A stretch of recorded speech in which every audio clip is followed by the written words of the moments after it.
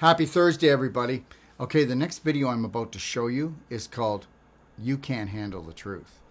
Now, before we show you the video, I want you not to forget that this afternoon, part 2 of rheumatoid arthritis, hands toxic and twisted.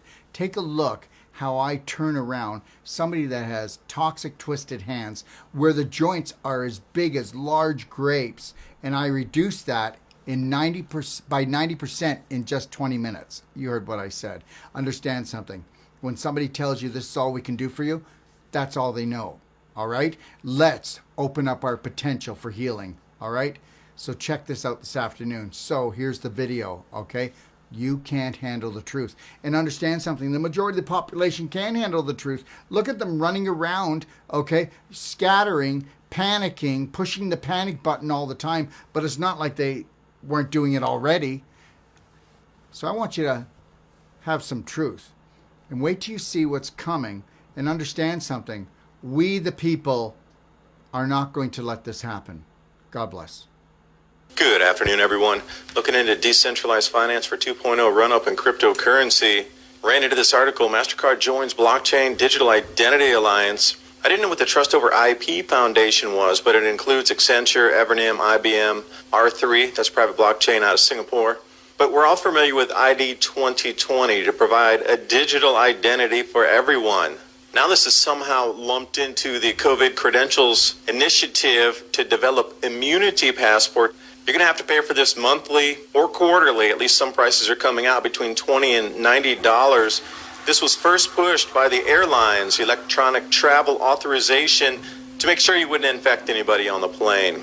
COVID Credentials Initiative, deploy privacy-preserving verifiable credentials. This is where it gets deep and strange.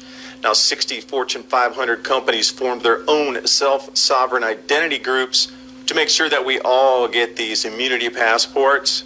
At least that's a surface layer, because when we get into the universal registrar, otherwise known as a decentralized identifier, it goes deep and it keeps rewinding to the same companies again and again, from the finance to the operating systems. And the thing standing in the way right now are these interoperable overlays, because it's all about getting you registered on this thing and somebody else to oversee you as a guardian. This is where we tumble down the rabbit hole. Individual organizations willing to take legal responsibility for managing the agent wallet on behalf of the person under guardianship, meaning you're owned by somebody in the corporate world. Self-sovereign identities, decentralized identity, overseen by sovereign, the identity for all counsel, I4A.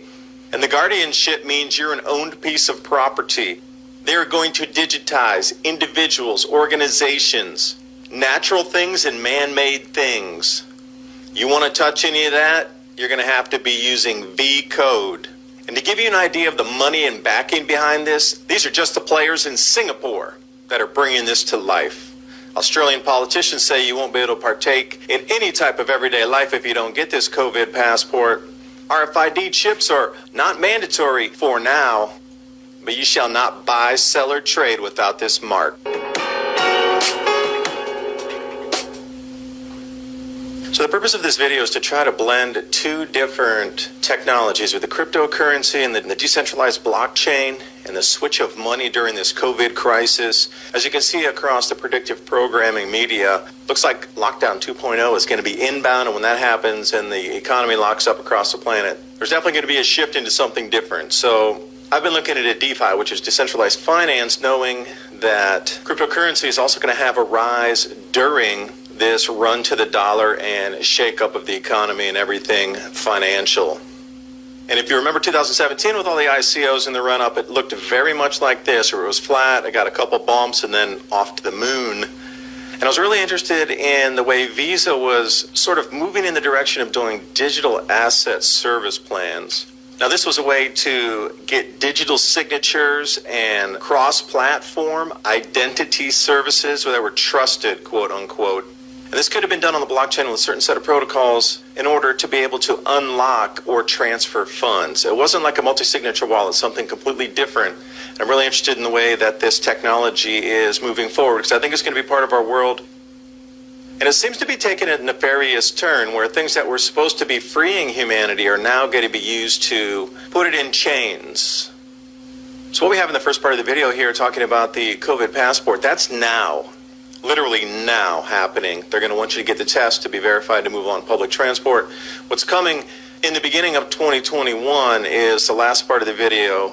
And these two are blending into expediency, or the next lockdown 2.0 is going to usher in the rest of this tech that you are going to be required to adhere to whether you like it or not. You're going to be owned by a company. So looking into the giant payment systems here, MasterCard joining the Blockchain Digital Identity Alliance, ID 2020. Now, this is a protocol that's put out by Gates and an enormous amount of others that are going to require digital identity. This is the whole thing about getting the star on your driver's license if you're in the United States. You know how they're not going to let you board a plane unless you have this? It's to try to funnel you into this system, because unless you're going to want to not travel ever again, you're going to have to get this. So I went to the ID 2020 website to try to dig out a little more information, and obviously it's very general, very generic. It just says provide a digital ID to everyone.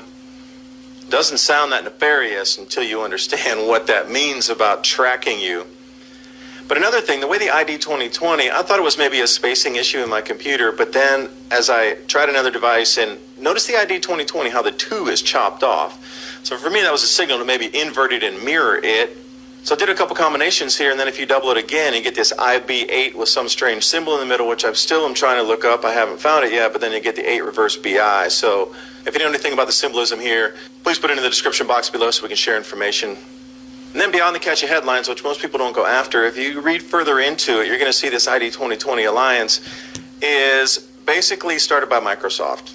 And then it mixes in all these biometric technologies and digital identities. But then there has to be a storehouse or the technology behind it to run it all. It's not just blockchain, that's its own thing, but then there has to be an interface between that and companies holding on to this information. And that's where we get into Accenture, IBM, Oracle, and the whole gamut of tech companies. And it does seem at the end of this is going to be a global ID system, not country-centric. Now, the way to soft trickle this thing in here is your immunity passport. This is pushed by the airlines. So if you fly for business, you're definitely going to have to get it. If you're involved in the travel industry, you must get it or else you will lose your job. So it's a way for the soft drip feed disclosure into this. Immunity passport, airlines are calling for it, digital ID tracking system. So if you want to ever travel again and get on an airplane, they're going to make you go to your doctor and get a test. And before you can get on the airplane, you'll have to enter their credentials into some system weeks before or a week before you travel, and this will be on a central database, and the airlines will have access to it. Now, I don't know how much access they have to your medical records, but they'll have an access to see a positive, negative reading, and that's where it begins. And here's where we tumble down the rabbit hole, because 60 Fortune 500 companies right now are creating something called the Self-Sovereign Identity Group. And what they're going to do is focus all their efforts into creating these immunity passports, which are going to be required for you to get on a subway or get into a taxi or take an Uber, or if you want to book an Airbnb in the future, you're going to be required to do this. And as I've heard, somebody said that even to enter a grocery store in the future, you'll have to show this, that you're tested negative so you don't contaminate the cans on the shelves or something. So taking a look here at Ledger Insights, deeper dive into the article, these immunity passports, and the whole group spearheading this is called COVID Credentials Initiative, CCI.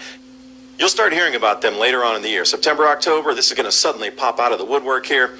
And again, you're going to start seeing these same names repeating, rinse and repeat. It's as if they create new groups, rinse and repeat, and they start another one, but they're the base for the monetary resources into the whole gamut. There's all these 25, 30 companies set up, but it's all the same companies that reset up different companies to make it an illusion that it's a tiny little initiative with just a few people sitting at a desk trying to push this because they love humanity. But it's always Microsoft, Consensus, IBM, Oracle, all the big payment processors, and it's all about aggregating data, storing your data, and having access to your data. Medical data, which I personally am not down with. If an airline can pull your medical records, yeah.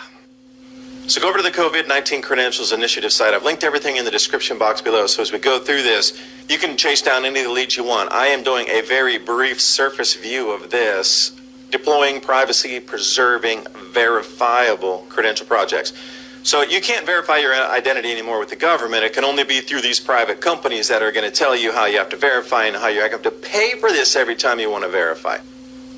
And see, when I first started looking into it, it was 60 organizations and then 100, and now it's more than 200.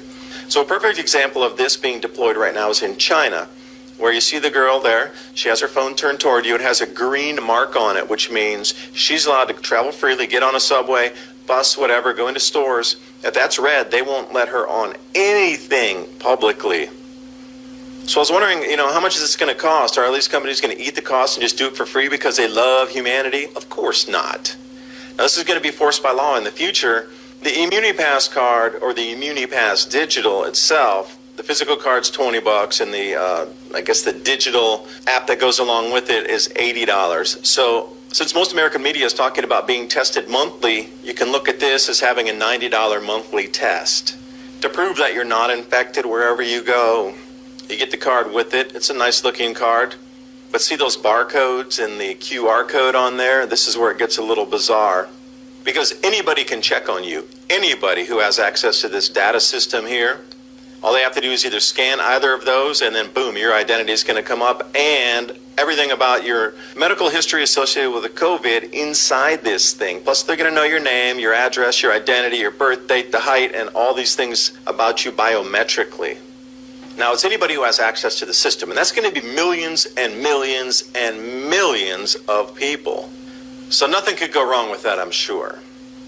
So how it seems to work so far here is you're going to get a color code assigned to your ImmuniPass based on the test results that you have to go to your doctor yourself and get, and then you put it into ImmuniPass, and they enter their credentials for you, whatever the scan code was off of your medical results.